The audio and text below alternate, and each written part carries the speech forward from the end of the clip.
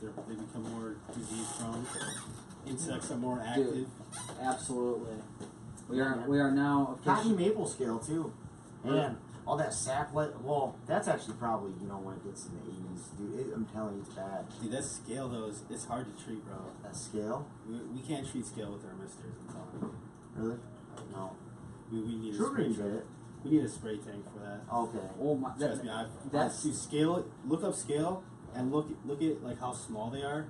Like look up scales right now and you'll see they actually have like a hard bag and they suck onto the tree. Yep. And nothing can penetrate their back layer. Well, dude, that's my goal for everything is to. Well, the only way to kill those is to suffocate them.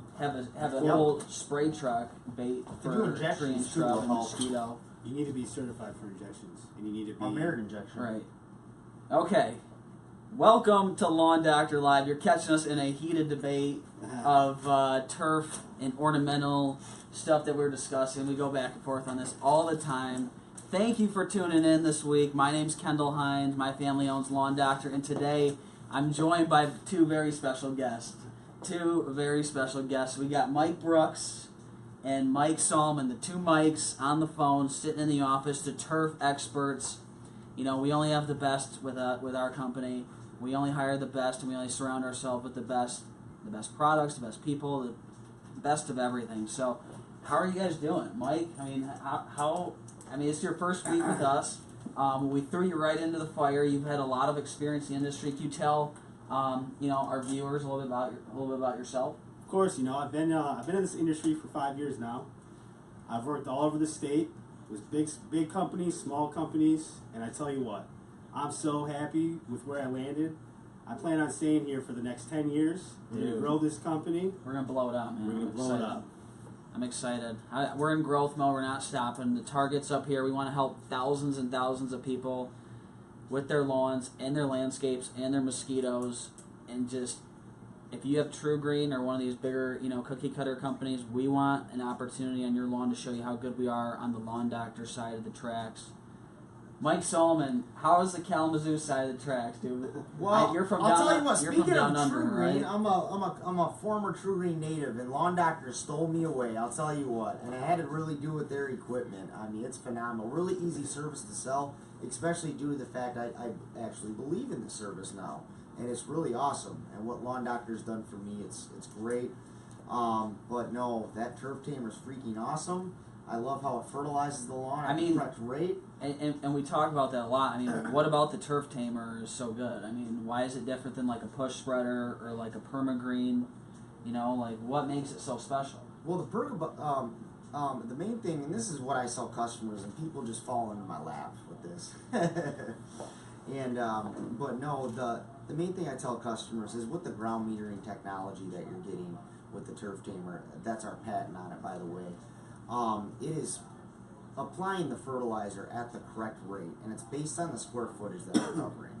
So versus like a regular drop spreader, right? When I hit a 90-degree turn handle, I'm putting more fertilizer down on the lawn in that area with the drop spreader at that instant. That makes sense, right? Yeah, no, and I know with the turf tamer, I make that 90-degree same turn, the tires come to a stop, thus, the feed belt stops. So it's really the perfect application to the lawn. Yeah. There's no variables.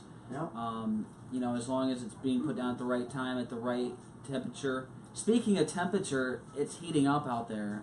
What was it, 85 degrees today? Oh my gosh. Dude, 85 degrees. The bugs are out. I'm sunburnt. The bugs are out. What does that mean for the lawns right now? Mike, from what you're hearing from customers, your experience working in the field, what does the heat mean for your lawn?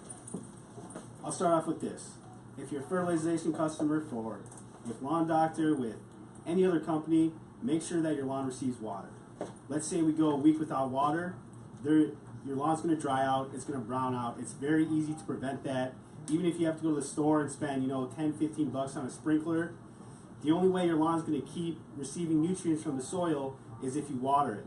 If there's no water in the soil, there's no way for that lawn to receive nutrients, to bring nutrients up to the roots.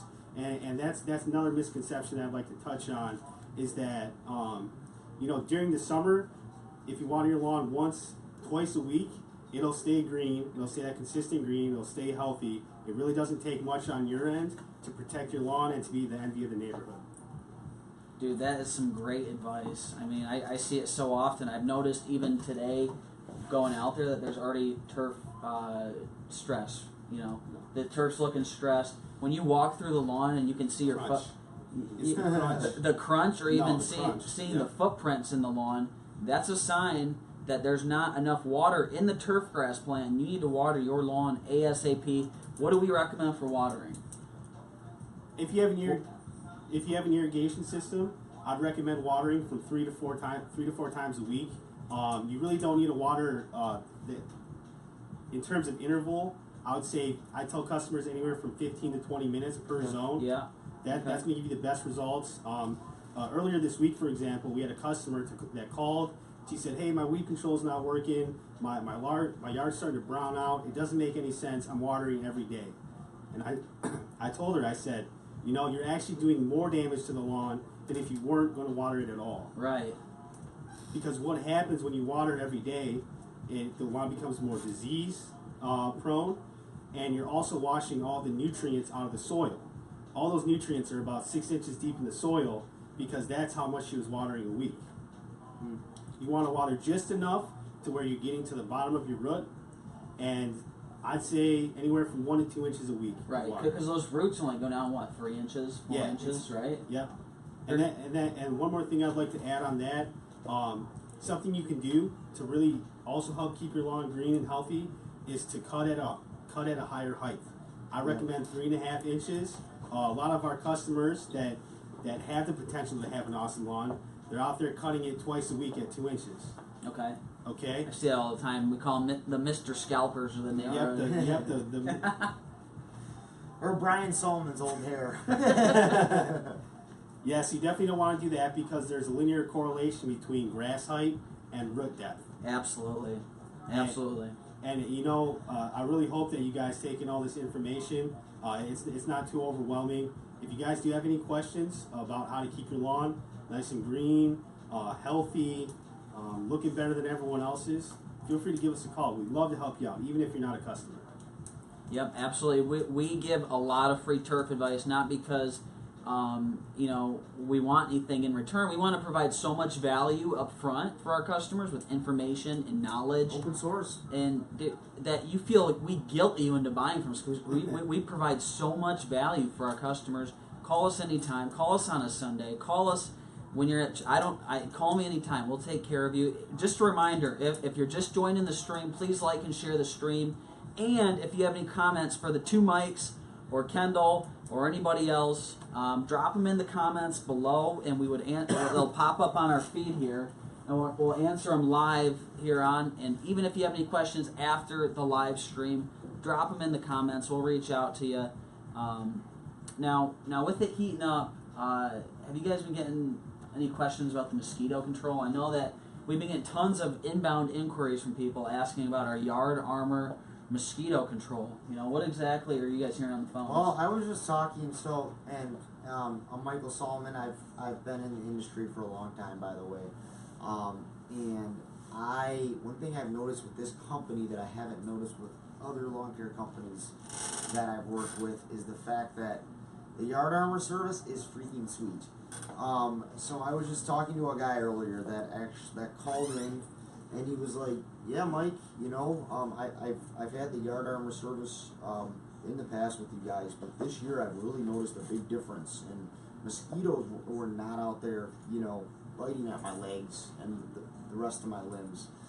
And it's a sweet product that we're using right now, and it's fully guaranteed too. Yes, it is. So why is the insect pressure higher this year than any other year, and why is Kent County more susceptible? I mean, last year Kent County had a advisory that they found West Nile virus in the mosquitoes in some of their mosquito traps. So what makes for a higher insect pressure year? Mild winter. Well, first off, has a lot to do with the Kendall. So like those overwintering insect eggs, which correlates to a higher threshold of insects the following season. And so you're saying it wasn't cold enough to kill the insects? Yeah. Okay. Yeah. Okay. That's the main thing I'm saying there. See, that makes sense to me. I mean, if the insects the soil temp has a lot to do with it, right? In the insect egg and the germination and that kind of thing. How does it play in for ticks? Is it the same thing? Because I know the tick pressure is just as high. No, yeah. Are you hearing similar things on the? I am. Every single insect. I mean, all insects do overwinter in some sense of the word. Others need more specific requirements than, let's say, another type of insect. I don't want to get into the details. I don't want to bore you guys. But I mean, we're seeing higher instances of ants, mosquitoes, ticks. I've heard ground wasp complaints. I mean, and the best thing about it is our Yarn Armor mosquito control takes care of every one of those problems. And on top of that, just to go the extra mile, we fully guarantee that service. We're going to come out there and spray your lawn until you don't see any insects. So why wouldn't I mean for the cost of a can of Coke a day, why wouldn't somebody protect their family and their pets and their friends that they invite over for happy hour on the back porch? Why wouldn't somebody do this? I mean, there's only two reasons really, right? They don't have any bugs or insects, or two, they don't know about us yet. Yeah. So if you're watching this stream, now you know there's a solution beyond just spraying your kids with that harmful DEET product, that toxic chemical that is just, studies have shown it is just nasty stuff. I don't put it on myself. Kendall. Ladies and gentlemen, if you have any pets or dogs or kids, I always tell customers when they ask me this, please keep them off the lawn for a half an hour to 45 minutes, or else they will die. I'm just kidding, by the way. No. Dude, why are you trying to kill No. All of our products are half an hour to 45 minutes, so they're not tracking it in on your way. Oh, great! Yeah, here we go. We gotta educate the new. No, I'm just kidding. But no, all of our products are kid and pet friendly, very non-toxic, and it's endorsed by many pooches owners, especially myself. We just got a new puppy, Nash, Australian Shepherd, and Helps with the fleas too. the fleas, ticks, Really helps with the mosquitoes, spiders, ants, no-see-ums, gnats. What are some? I mean, mother-in-laws that you don't like? No, I'm just kidding. It doesn't get the mother-in-laws. Yeah. Earwigs. Earwigs are big, right? Spiders, come on, man. Spiders. No one's like spiders crawling, up in your bed when you're trying to sleep. So I mean, what are some other issues you guys are hearing from customers now with it getting hotter? Obviously we need to water more. Mike, you mentioned mowing heights, absolutely imperative. What have you noticed from customers? I mean, I've heard of customers like oh, I cut my lawn at 4 inches. I'm like, oh really? Did you measure it with a ruler, or is it on setting number 4? Yeah. He's like, no, it's on number 4 on my lawnmower. And what he doesn't understand is that 4 doesn't mean 4 inches. I see where you're going with this. It's super simple. All you need to do is find a flat surface. Just I would say your garage, for example. Okay, and wherever on the mower deck, wherever the blades are, all you do is just take a ruler or any type of measuring device. You measure from the ground up.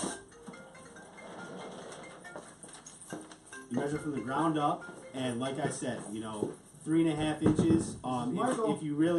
If you're Mr. Scalper, like we touched on earlier. Oh, Mr. Scalper. If you're Mr. Scalper, the lowest I'm going to let you go is 3 inches. Okay. But yeah, you really don't want to be taking more than 3 inches off your lawn. It really deprives the grass of moisture, of nutrients. I mean, grasses are designed to stay green even if it's 90 degrees out. Right.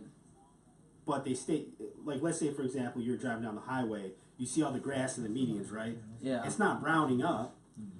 What happens is that every time we cut that blade, we induce stress on it. So that's why if you're driving down 131 in the medians, you'll always see green grass. And sharp blades are just as important, right? Sharp blades are important as well. Because I've seen so many customers, they're like, I was like, when's the last time you sharpened your blade? Because you got to think of it like a pair of scissors, like a hairstylist. They rely on sharp scissors to cut that hair, so there's a nice cut. They don't get stressed out on their hands, right? But more importantly, it doesn't damage the ends of the hair when they cut it. Yeah, it's the same concept as split ends. For your lawn, yeah. Right? So, I mean, when you tear the blade, instead of cut it, it leaves it more susceptible to disease. Speaking of heat, things are heating up. It's going to be humid here soon. What about disease and funguses? I mean, those, we get calls every year for it. We've already had a call about red thread. I mean, what do you say to somebody who's had disease problems? I mean, what's your treatment plan for disease? I have 2 words: nutrient deprivation. Okay. Michigan State University, I go to their conference every year, their lawn and turf grass conference, and all their diseases they have out there, they say the highest percentage way of dealing with fungus and disease is to make sure that your lawn is receiving nutrients monthly. Because if there's a lack of nutrients, it becomes more susceptible to disease. For example, if you were to go 2 days without eating, how would you feel, Kendall? I would be pretty dang hungry. You would say your immune system would come down a little bit? You know what? Our body has 1 trillion cells in it, and if your body's not being fed, how are those cells supposed to do their thing that they're meant to do? Yeah, and another thing I want to touch on, I may sound like a broken record, but watering is imperative. Same concept, you know, if you were to go, I mean, it's a little bit different for grass, but I would compare it to like going 2 days without water. How would you feel?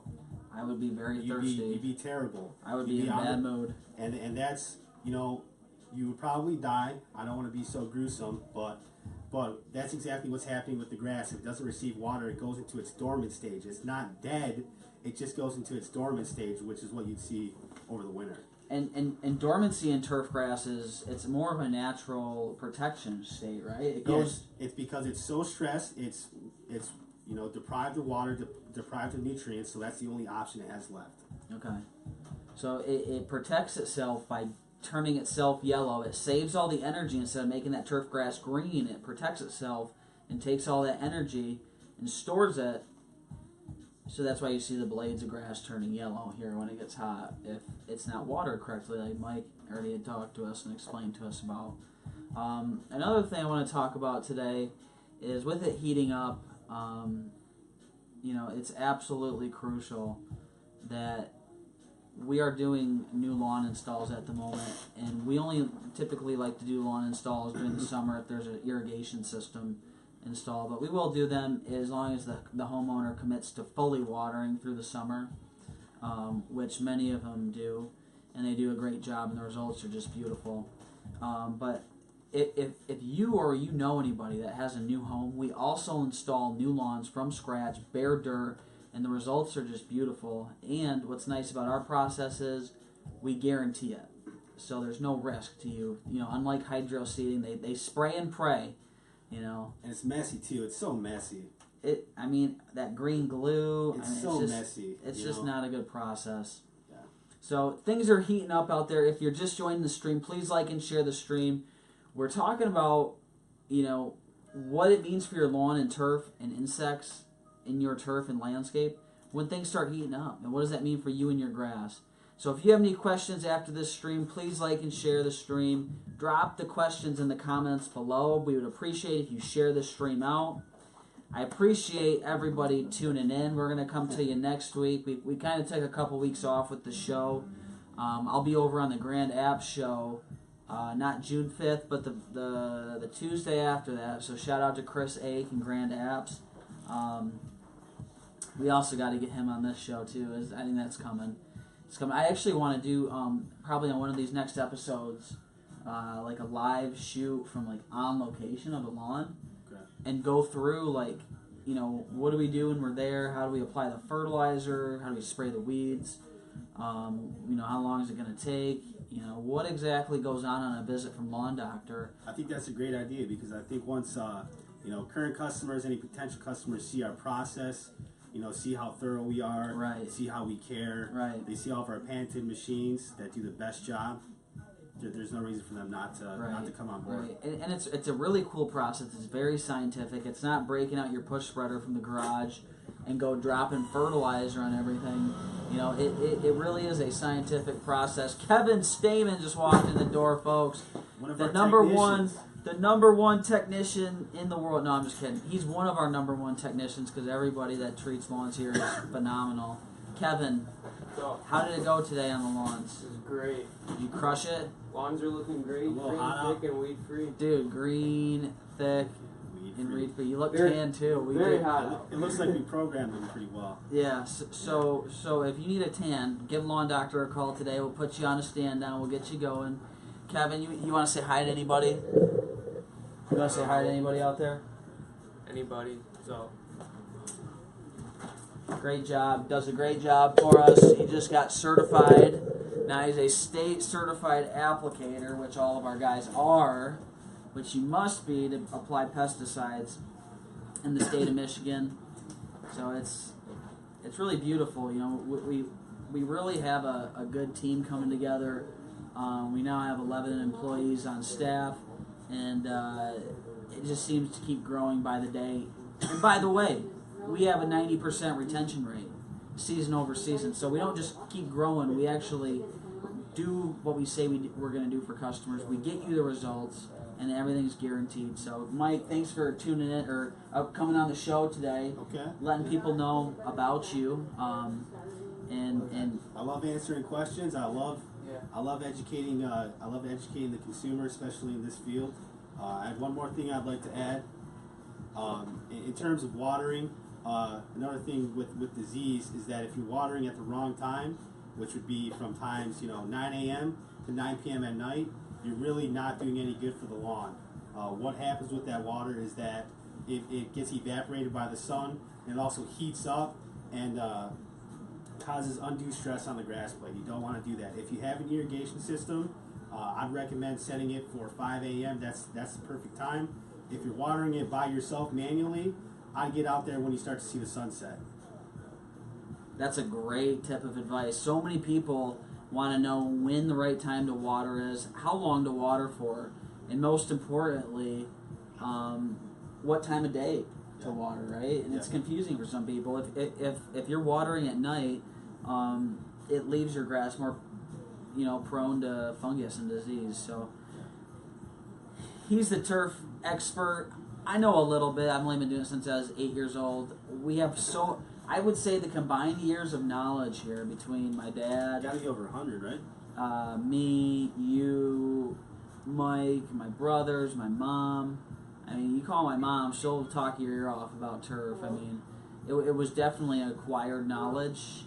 Probably not one that she likes that she has, but she knows a hell of a lot about turf.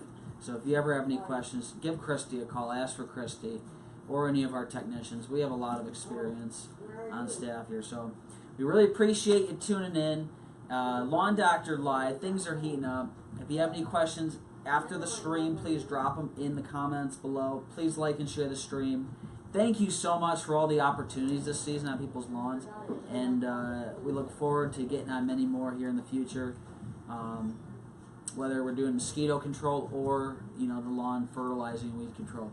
We'll see you next week. Thank you so much for tuning in.